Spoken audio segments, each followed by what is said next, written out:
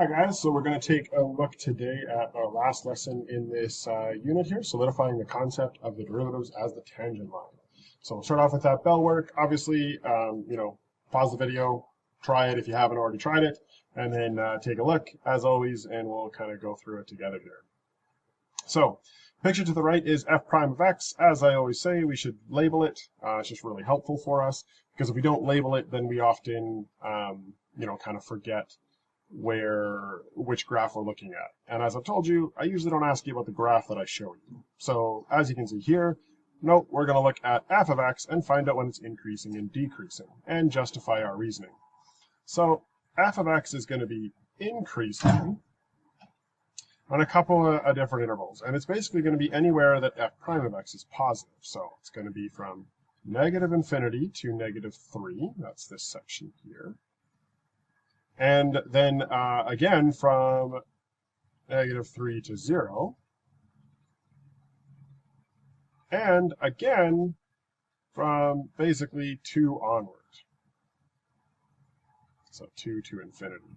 And our reasoning is because f prime of x is positive. Now, I did have to break it up at negative 3, because at that point it's 0. It's neither increasing nor decreasing. All right, now, f prime of x is going to be decreasing anywhere that it is negative. So in this case, that's only from 0 to 2. And our reason again is because f prime of x is negative this time. Okay, now let's erase this and let's take a look at what's going on down here. So based on this, does it have any critical points? Well, we know that critical points are when the derivative equals 0. So that's 1, 2, 3 times. So they will have critical points at x is equal to negative 3, 0, and 2. Now let's classify those. Negative 3, there's no classification, right? We haven't learned enough yet to know what that is. We have mentioned it briefly and talked about the fact that usually what it's going to be is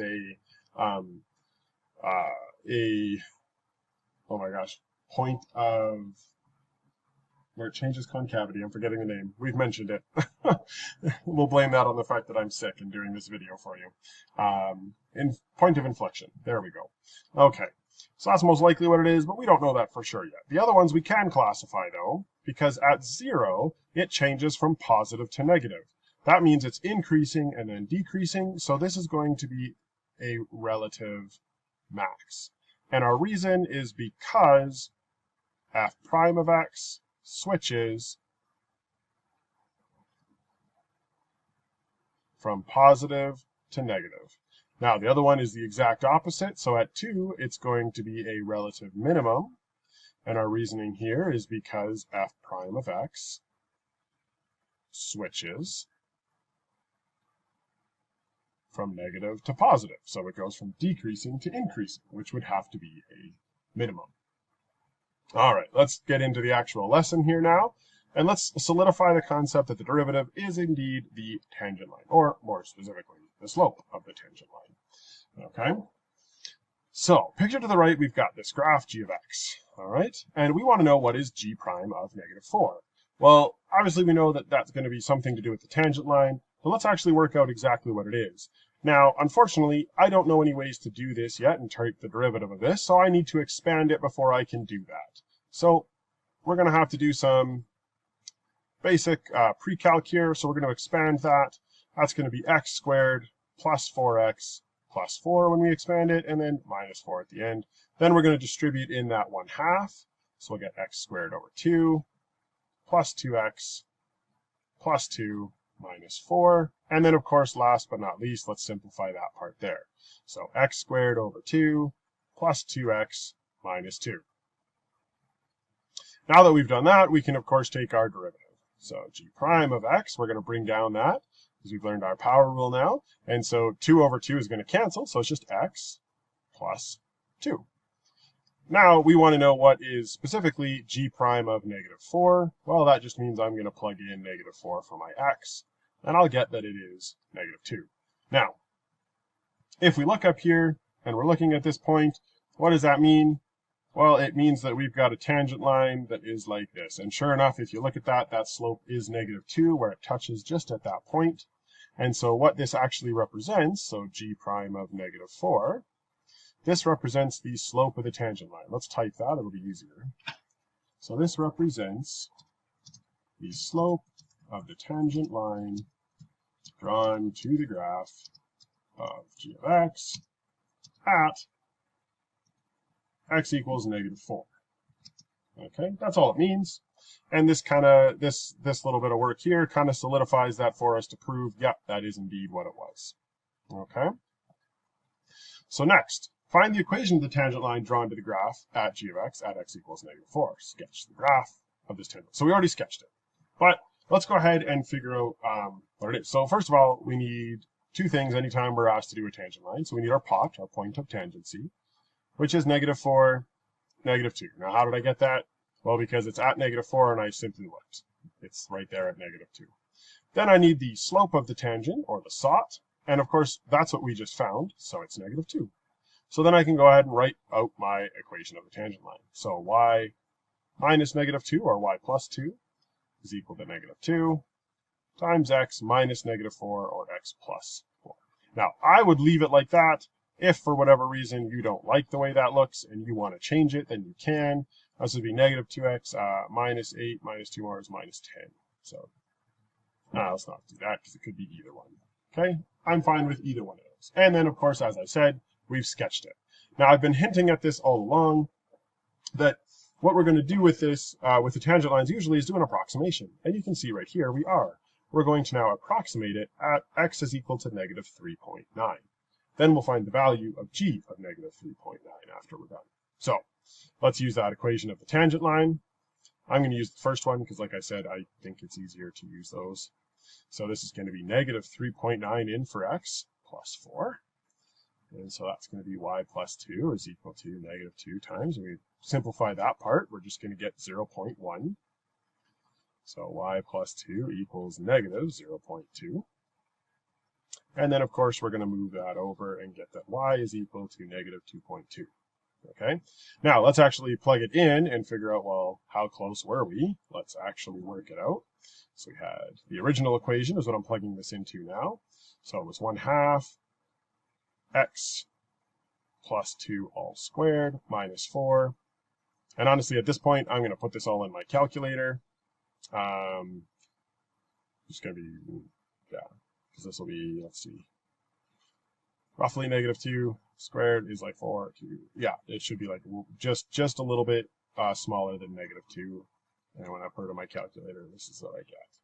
And so that's what it is. And you can see we're really close. We're off by 5 thousandths. That's it, 5 thousandths. So super close. So like I said, the tangent line can be really helpful for estimating things that are close to our point of tangency.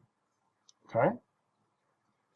Now, what do we notice about the values from these two things? What does it imply? Well, just what I said there, right? It is really close. So the results of both are very similar.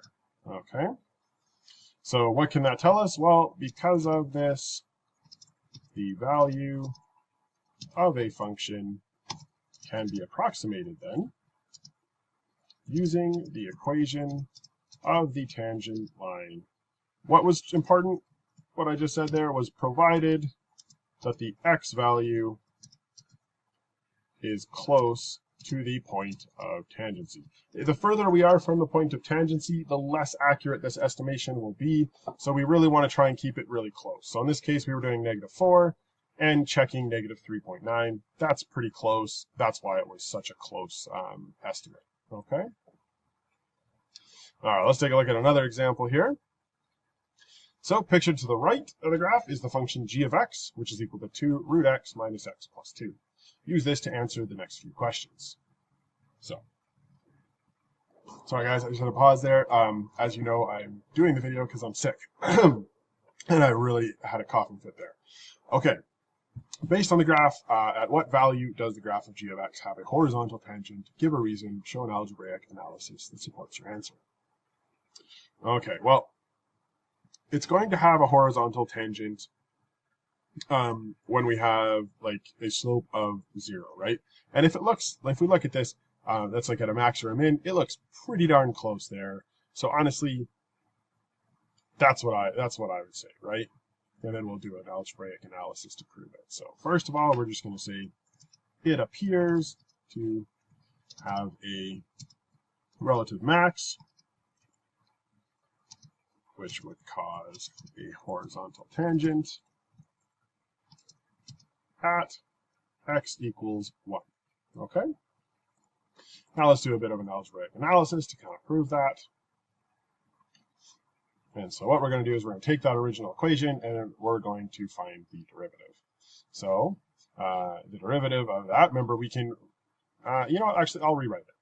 I think that'll be easier for you if I rewrite it. So g of x, instead of writing it as square root x, I'm going to write it as x to the 1/2, means the same thing, minus x plus 2. Okay, now let's take the derivative. So the 1/2 comes down, cancels with my 2. So I'm just going to get x to the negative 1/2 minus 1, right? Because again, the 1 comes down and then the 2 is going to go away entirely. Then at this point, of course, I was trying to figure out what was that derivative there. So g prime of 1, which was my estimate. And that's going to be 1 over the square root of 1, which of course is just 1. And if we look here, that is, of course, 0. So this is kind of showing us that, yes, that is going to be a horizontal tangent. So we were correct in our analysis or our estimation there. On what intervals is the derivative going to be less than 0? Well, that's going to happen anywhere that this thing is decreasing, right? It's often easiest to actually think about, like, what is going on. And so in this case here, this is happening. Let's actually just see that. Let's just do that. So on what interval? So g prime of x is going to be less than 0. Let's start with our rational or justification. When g of x is decreasing.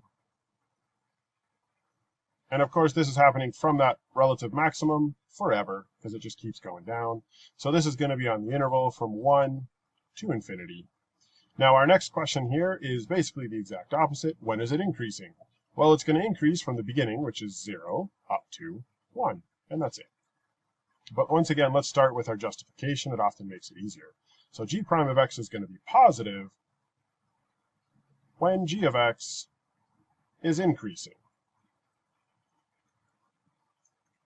And of course, that happens, as I mentioned, from 0, the beginning of the function, up to 1, the relative maximum.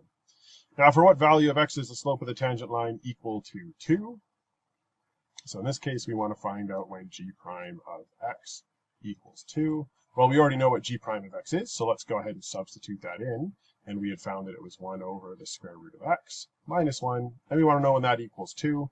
And then we just go about solving that. So that's going to be 1 over root x is equal to 3. Of course, I can't do anything with the root on the bottom here. So I'm going to multiply both sides by root x and get 1 is equal to 3 root x. Then, of course, I'm going to have to divide both sides. Get that 1/3 is equal to square root of x. And then, of course, that's not particularly helpful yet, so I need to square both sides of this.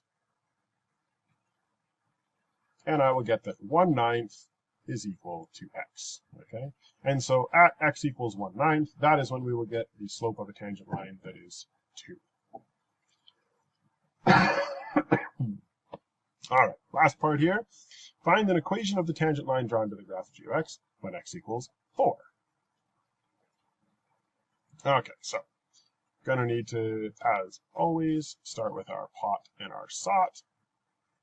So if I'm looking at my pot first, 4 right here, so that's 4 and 2 is what it's going to be. And my slope, well, I need to plug it into this derivative here, so it's 1 over the square root of 4 minus 1, which will be 1/2 minus 1, which is negative 1/2. And so then my equation is simply going to be y minus 2 equals negative 1/2 x minus 4. And you could leave it like that.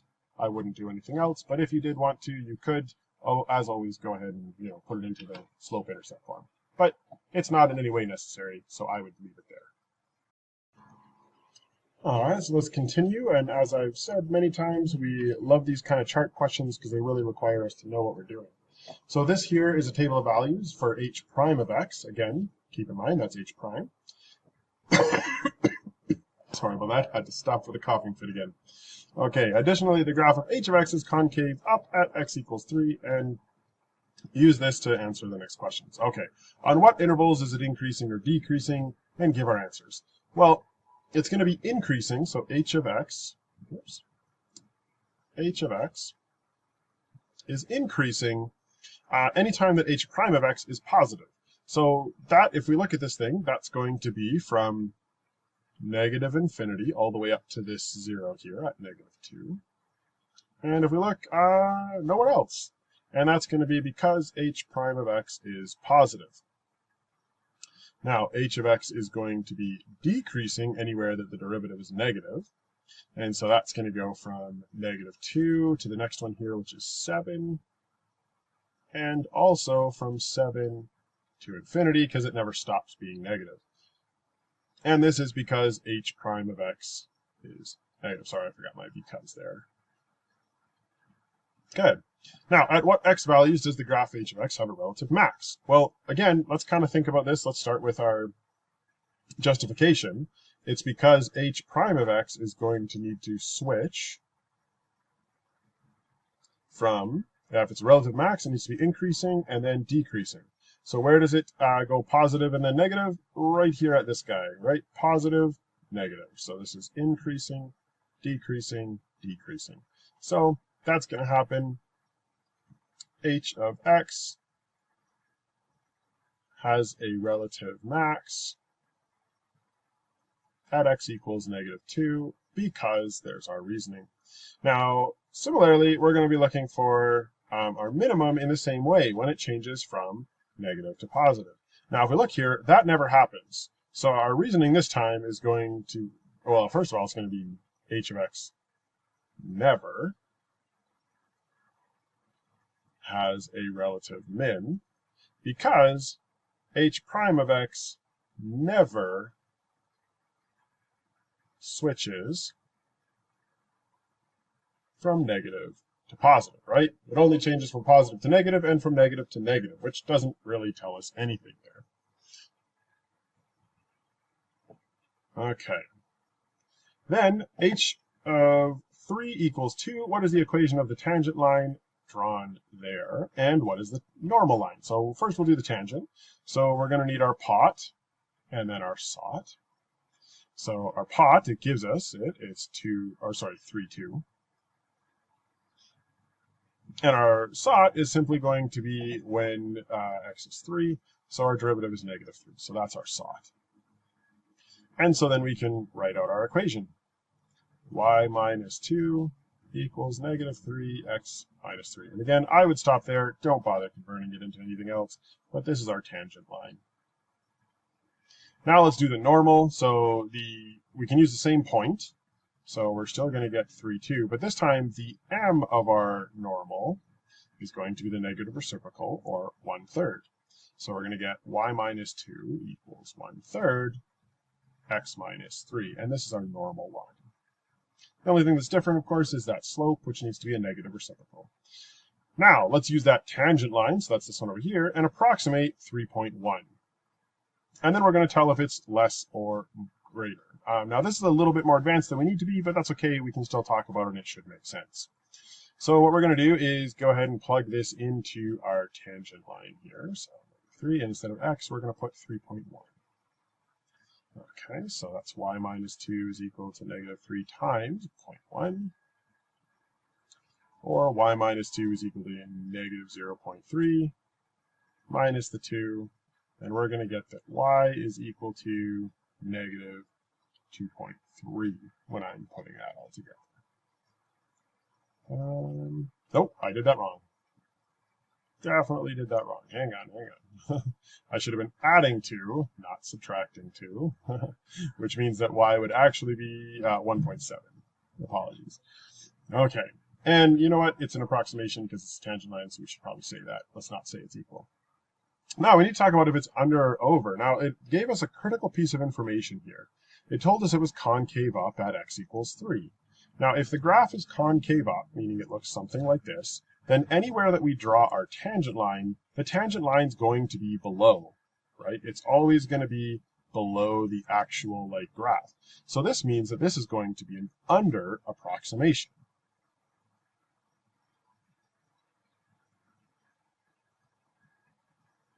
So it's an under approximation because the tangent line is always going to be under if it is concave up. Okay, find the value of each of these limits. So here, the limit as x approaches negative infinity and infinity. So again, we're just going to go up here. As we go to the extreme left, we're getting bigger, so it's going to approach infinity. As we go to the extreme right, we're getting more negative, so it's going to approach negative infinity. So as we go to the, hang on, I'm forgetting now. Extreme left, we went up to positive. Okay, there we go. And to the extreme right, we went to negative infinity, right? As we approached further and further and further this way, we went down to negative infinity. Oh, hang on. No, hang on. That's the derivative, which means that's our slopes. So if my slope is positive, it's actually the opposite. I apologize. It's the opposite because that's our derivative, and if our slopes are positive, meaning they look like this, that means that as we go extreme this way, we're going to get to negative infinity, and when our slopes were negative, it actually means that what we're going to do is go to positive infinity as we get further and further and further. Is that right? Further this way, negative. Nope. That one's also going to be negative. Also negative, right? Because if they're negative slopes and we're going to the extreme right, we're going to both go to negative infinity there. Okay. Let's keep it going. So, the derivative of the polynomial function f of x is given by this equation. Use this to answer the rest of this. Okay, where is it increasing, decreasing? Well, in order to figure that out, I need to, first of all, find all my critical points, which are at 0, 2, and negative 3. Just when this thing equals 0. And then, of course, I need to do a sign analysis chart. So we're going to put in negative 3. 0 comes next. And then 2. So just like I've done many times in class, or we've done many times. Then I'm going to put in some intervals. So we'll put negative 4, negative 1, 1, and 3. Okay? And then we just do a sign analysis. So if I'm plugging in negative 4 into this equation here, I'm going to get a negative, positive, negative. So negative, positive, negative. That, of course, overall is positive, so it's increasing. Then I'm going to plug in negative 1. That's going to be negative. 2 plus 1 is positive. Negative 1 plus 3 is also positive. So this is negative, positive, positive, or negative overall. Then I'm going to plug in a 1. So that's going to be positive, positive, and positive. So it's all positive everywhere. So obviously that's positive. Then I'll plug in a 3. Obviously the first one's positive. 2 minus 3 is going to be negative, and 3 plus 3 is positive. So overall, this is going to be negative. So now, of course, I can tell where it's increasing or decreasing. So f of x is increasing when f prime of x is positive. And so that's going to give us the intervals from negative infinity to negative 3, and also this one here from 0 to 2.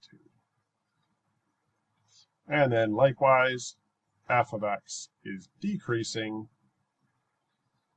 when f prime of x is negative. And of course, that's going to happen on these two intervals. So from negative 3 to 0, and the last one there from 2 to infinity. All right.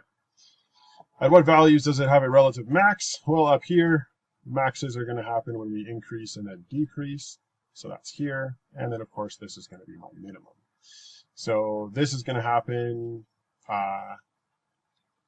at x equals negative 3 and 2 because f prime of x switches positive to negative. When does it have that relative minimum? Right there at 0 for the opposite reason. So this is going to be at x equals 0 because f prime of x switches from negative to positive. All right. And if f of 4 is equal to -1, what is the equation of the tangent line there? Okay, so once again, same as always, anytime we're doing tangent lines, we want pot sought. Our pot here is given to us, it's 4, -1, and the slope, I'm going to need to go up here and actually plug in 4. So if I plug in 4 to that, I'm going to get 4 times, sorry, it's not, what is it? 2 minus 4. And then x plus 3, so 4 plus 3. And if I work all that out, let's see, that's going to be 4, -2, 7, which overall is going to give me -56. All right. And so then we're going to get y minus -1, or y plus 1, equals -56, x minus 4. And again, I wouldn't bother switching it. I would leave it like that. Last step here is we're going to plug it in and do an approximation of 4.1. So y plus 1 equals -56. We're going to replace our x with 4.1 and work that out. And so y plus 1 is equal to -56 times 0.1. Multiplying that by 56 is going to give us -5.6. Move the 1 over, and we'll get that y is equal to -6.6. Okay. And again, we should be saying approximations. We'll say f of 4.1 is approximately -6.6. Now, we need to know, is it an over or an under approximation? Let's see. Does it actually tell us what concavity it is? It does not, but we can interpret it from here. So if we're at 4.1, yeah, so we're over here. And if this thing was increasing and then decreasing, it should be concave down at that point. So if it's concave down like this, then all of our tangent lines here are going to be over. Yeah, so it should be over, right? Because all these tangent lines are a little bit above it. So this should be an over approximation because f of x is concave down at x equals 4. Awesome. All right, so on this last one here, we've got p prime of x, and this is the derivative that we're seeing, and so we want to answer some questions. On what interval is p of x decreasing? Well, it's going to be decreasing. Oops, there we go. I don't know why it doesn't want to draw a p. There we go. P of x is going to be decreasing when p prime of x is negative. And so our intervals for that are going to be from -3 to 0, and from 0 to 3. And likewise, when is it going to be increasing? Well, p of x is increasing when p prime of x is positive. And so that's going to happen from -infinity to -3, and again from 3 to infinity. When does it get a relative maximum? And again, it's often easiest to start with justification. P of x is relative max when p prime of x switches positive to negative. And that only happens at one place. That happens at x equals -3. And the relative minimum is kind of the same thing, except the opposite. So p of x is a relative min when p prime of x switches from negative to positive, and that only happens over there at x equals 3. And lastly, approximate the value of p of 1.8 using the tangent line approximate.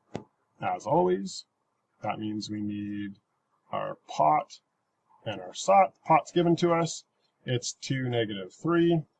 our SOT, we need to actually find P of P prime of 2. So we need to just go look at that.